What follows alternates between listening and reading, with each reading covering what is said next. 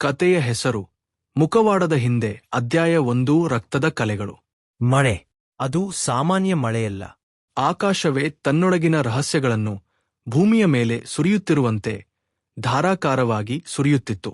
ಬೆಂಗಳೂರು ನಗರದ ಹೊರವಲಯದಲ್ಲಿರುವ 25 ಎಕರೆ ಪ್ರದೇಶದಲ್ಲಿ ಹರಡಿಕೊಂಡಿದ್ದ ಐಷಾರಾಮಿ ಬಂಗಲೆ ಆರ್ಯವಿಲಾಸ ಮಿಂಚಿನ ಬೆಳಕಿನಲ್ಲಿ ಕ್ಷಣಕ್ಷಣಕ್ಕೂ ಭಯಾನಕವಾಗಿ ಕಾಣಿಸುತ್ತಿತ್ತು. ಗೇಟ್ನ ಹೊರಗೆ ಅಭಿಮಾನಿಗಳು ನಿಂತಿದ್ದರು. ಆರ್ಯನ್ ಸರ್ ಒಮ್ಮೆ ಕೈ ಬೀಸಿದರೆ ಸಾಕು, ಒಂದು ಫೋಟೋ ಪ್ಲೀಸ್. ಆದರೆ ಇಂದು ಮನೆಯ ಬಾಗಿಲುಗಳು ತೆರೆಯಲೇ ಇರಲಿಲ್ಲ. ಒಳಗೆ 3ನೇ ಮಹಡಿಯ ಮಾಸ್ಟರ್ ಬೆಡ್ರೂಮ್ನಲ್ಲಿ ಒಬ್ಬ ವ್ಯಕ್ತಿ ನಿದ್ರೆಯಿಂದ ಬೆಚ್ಚಿಬಿದ್ದು ಎದ್ದು ಕುಳಿತ. ಅವನೇ ದೇಶದ ಅತ್ಯಂತ ಜನಪ್ರಿಯ ನಟ ಆರ್ಯನ್ ದೇವ್. ಅವನ ಉಸಿರು ವೇಗವಾಗಿತ್ತು, ಎದೆಯು ಜೋರಾಗಿ ಬಡಿಯುತ್ತಿತ್ತು. ನೆತ್ತಿಯ ಮೇಲೆ ಬೆವರಿನ ಹನಿಗಳು ಮುತ್ತಿನಂತೆ ಜಾರುತ್ತಿದ್ದವು. ಇದು ಕನಸಾ? ಅವನು ಸುತ್ತಲೂ ನೋಡಿದ. ಕೊಠಡಿ ಸಂಪೂರ್ಣ ಅಸ್ತವ್ಯಸ್ತವಾಗಿತ್ತು. ಒಂದು ಕುರ್ಚಿ ನೆಲಕ್ಕೆ ಉರುಳಿತ್ತು. ಗಾಜಿನ ಹೂದಾನಿ ಒಡೆದು ಚೂರುಚೂರಾಗಿತ್ತು. ಪರದೆಗಳು ಹರಿದು ಹೋಗಿದ್ದವು. ನಿನ್ನೆ ರಾತ್ರಿ ಏನಾಯಿತು?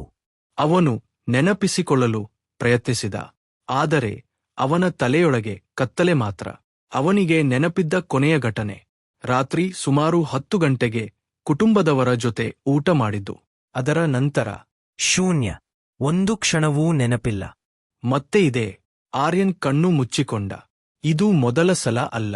ಕಳೆದ 1 ವರ್ಷದಿಂದ ಕೆಲವು ರಾತ್ರಿಗಳಲ್ಲಿ ಅವನ ಜೀವನದ ಕೆಲವು ಗಂಟೆಗಳು ಸಂಪೂರ್ಣ ಮಾಯವಾಗುತ್ತಿದ್ದವು. ವೈದ್ಯರಿಗೆ ತೋರಿಸಿದ್ದ, ಸ್ಕ್ಯಾನ್ ಮಾಡಿಸಿದ್ದರು. ರಕ್ತ ಪರೀಕ್ಷೆ, ಮೆದುಳಿನ ಪರೀಕ್ಷೆ, ಎಲ್ಲಾ ವರದಿಗಳು ಸಾಮಾನ್ಯ. ಆದರೆ ಸಮಸ್ಯೆ ಮಾತ್ರ ದಿನದಿಂದ ದಿನಕ್ಕೆ ಗಂಭೀರವಾಗುತ್ತಿತ್ತು. ಅವನು ನಿಧಾನವಾಗಿ ಹಾಸಿಗೆಯಿಂದ ಎದ್ದ. ಆಗ ಅವನ ದೃಷ್ಟಿ ತನ್ನ ಕೈಗಳ ಮೇಲೆ ಬಿತ್ತು. ಅವನು ನಿಂತಲ್ಲೇ ಗಟ್ಟಿಯಾಗಿ ಉಸಿರೆಳೆದ. 2 ಕೈಗಳ ಮೇಲೂ ಒಣಗಿದ ರಕ್ತದ ಕಲೆಗಳು. ಹೇ, ಇದು ಏನು? ಅವನ ಧ್ವನಿ ನಡುಗಿತು. ಅವನು ತಕ್ಷಣ ಬಾತ್ರೂಂಗೆ ಓಡಿದ. ಕನ್ನಡಿಯ ಮುಂದೆ ನಿಂತ. ಮುಖದಲ್ಲಿ ಸಣ್ಣ ಗೀರುಗಳು, ಕುತ್ತಿಗೆಯ ಮೇಲೆ ಉಗುರಿನ ಗುರುತುಗಳು. ಶರ್ಟ್ನ ತೋಳು ಹರಿದಿತ್ತು. ಇದು ಹೇಗೆ ಆಯಿತು? ಅವನು ಕೈ ತೊಳೆಯಲು ಟ್ಯಾಪ್ ತೆರೆದ. ಕೆಂಪು ಬಣ್ಣದ ರಕ್ತ ನೀರಿನ ಜೊತೆ ಹರಿಯುತ್ತಿತ್ತು. ಅವನ ಮನಸ್ಸಿನಲ್ಲಿ ಒಂದೇ ಪ್ರಶ್ನೆ, ನಾನು ನಿನ್ನೆ ರಾತ್ರಿ ಏನು ಮಾಡಿದ್ದೆ? ಅಷ್ಟರಲ್ಲಿ ಠಕ್ ಠಕ್ ಬಾಗಿಲು ತಟ್ಟಿದ ಶಬ್ದ. ಸರ್. ಅದು ಮನೆಯ ಹಳೆಯ ಬಟ್ಲರ್ ರಂಗಪ್ಪ. ಏನು ರಂಗಪ್ಪ? ಸರ್. ಕೆಳಗೆ ಎಲ್ಲರೂ ನಿಮ್ಮನ್ನು ಕಾಯುತ್ತಿದ್ದಾರೆ. ಯಾಕೆ? ಕೆಲವು ಕ್ಷಣ ಮೌನ. ನಂತರ ರಂಗಪ್ಪನ ಧ್ವನಿ ನಡುಗಿತು. ಒಂದು ದೊಡ್ಡ ಸಮಸ್ಯೆ ಆಗಿದೆ ಸರ್. ಆರ್ಯನ್ನ ಹೃದಯ ಬಡಿತ ಹೆಚ್ಚಾಯಿತು. ಏನಾಯಿತು? ಸಾವಿತ್ರಿ ಅಮ್ಮ. ಏನಾಯ್ತು ಅವರಿಗೆ? ಅವರು. ರಂಗಪ್ಪನ ಕಣ್ಣುಗಳಲ್ಲಿ ನೀರು ತುಂಬಿತು. ಸತ್ತಿದ್ದಾರೆ ಸರ್. ಆ ಮಾತು ಕೇಳಿದ ಕ್ಷಣವೇ ಆರ್ಯನ್ ಕಾಲಿನ ಕೆಳಗಿನ ನೆಲ ಜಾರಿದಂತಾಯಿತು. ಏನು ಹೇಳುತ್ತಿದ್ದೀಯ? ಬೆಳಿಗ್ಗೆ ಅವರ ಕೊಠಡಿಯಲ್ಲಿ.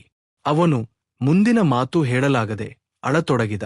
ಆರ್ಯನ್ ಓಡುತ್ತಾ ಕೆಳಗೆ ಇಳಿದ. ಮನೆಯ ಮಧ್ಯಭಾಗದಲ್ಲಿ ಜನರು ಗುಂಪಾಗಿ ನಿಂತಿದ್ದರು. ಕುಟುಂಬದವರು, ಸೇವಕರು, ಭದ್ರತಾ ಸಿಬ್ಬಂದಿ. ಎಲ್ಲರ ಮುಖದಲ್ಲೂ ಭಯ. ಕೊಠಡಿಯ ಬಾಗಿಲಿನ ಬಳಿ 2 ಪೊಲೀಸರು. ಒಳಗೆ ನೆಲದ ಮೇಲೆ ಬಿಳಿ ಬಟ್ಟೆಯಿಂದ ಮುಚ್ಚಿದ ಶವ. ಬಟ್ಟೆಯ ಕೆಳಗಿನಿಂದ ಕಾಣುತ್ತಿದ್ದ ಕೈ. ಅದು ಮನೆಯಲ್ಲೇ 30 ವರ್ಷಗಳಿಂದ ಕೆಲಸ ಮಾಡುತ್ತಿದ್ದ ಸಾವಿತ್ರಿಯದ್ದೇ. ಆರ್ಯನ್ ನಿಧಾನವಾಗಿ ಹತ್ತಿರ ಹೋದ. ಅವನ ಕಣ್ಣು ತುಂಬಿತು. ಸಾವಿತ್ರಿ ಅಮ್ಮ. ಅವನು ಬಟ್ಟೆ ಎತ್ತಲು ಮುಂದಾದ. ಸ್ಟಾಪ್. ಗಂಭೀರ ಧ್ವನಿ ಕೇಳಿಸಿತು. ಒಬ್ಬ ಎತ್ತರದ ಪೊಲೀಸ್ ಅಧಿಕಾರಿ ಮುಂದೆ ಬಂದ. ದೇಹವನ್ನು ಮುಟ್ಟಬೇಡಿ. ನಾನು ಇನ್ಸ್ಪೆಕ್ಟರ್ ವಿಕ್ರಮ್. ಅವನ ಕಣ್ಣುಗಳು ಆರ್ಯನ್ನ ಮುಖವನ್ನು ತೀಕ್ಷ್ಣವಾಗಿ ಗಮನಿಸಿದವು. ಕೆಲವು ಪ್ರಶ್ನೆಗಳಿಗೆ ಉತ್ತರ ಕೊಡಬೇಕು. ಖಂಡಿತ. ನಿನ್ನೆ ರಾತ್ರಿ ನೀವು ಎಲ್ಲಿದ್ದಿರಿ?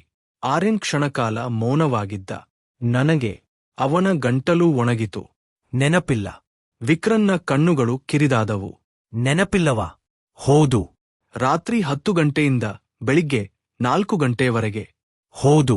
ಕೊಠಡಿಯಲ್ಲಿ ನಿಂತಿದ್ದ ಎಲ್ಲರೂ ಆಶ್ಚರ್ಯದಿಂದ ಅವನತ್ತ ನೋಡಿದರು. ವಿಕ್ರಮ್ ನಿಧಾನವಾಗಿ ಹೇಳಿದ, ಆಸಕ್ತಿದಾಯಕ.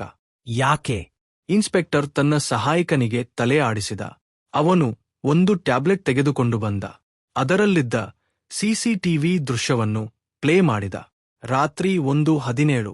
ಮನೆಯ ಕಾರಿಡಾರ್. ಸಾವಿತ್ರಿಯ ಕೊಠಡಿಯ ಕಡೆ ಒಬ್ಬ ವ್ಯಕ್ತಿ ನಡೆಯುತ್ತಿದ್ದ. ಮುಖ ಸ್ಪಷ್ಟವಾಗಿ ಕಾಣುತ್ತಿತ್ತು. ಬಿಳಿ ಶರ್ಟ್, ಕಪ್ಪು ಟ್ರ್ಯಾಕ್ ಪ್ಯಾಂಟ್. ಅದೇ ನಡೆ, ಅದೇ ಮುಖ. ಆರ್ಯನ್ ದೇವ್. ಕೊಠಡಿಯಲ್ಲಿ ಸಂಪೂರ್ಣ ಮೌನ ಆವರಿಸಿತು. ಆರ್ಯನ್ ತನ್ನ ಕಣ್ಣುಗಳನ್ನು ನಂಬಲಾಗಲಿಲ್ಲ. ಇದು ಸಾಧ್ಯವೇ ಇಲ್ಲ. ಇನ್ಸ್ಪೆಕ್ಟರ್ ವಿಕ್ರಮ್ ಶಾಂತವಾಗಿ ಹೇಳಿದ.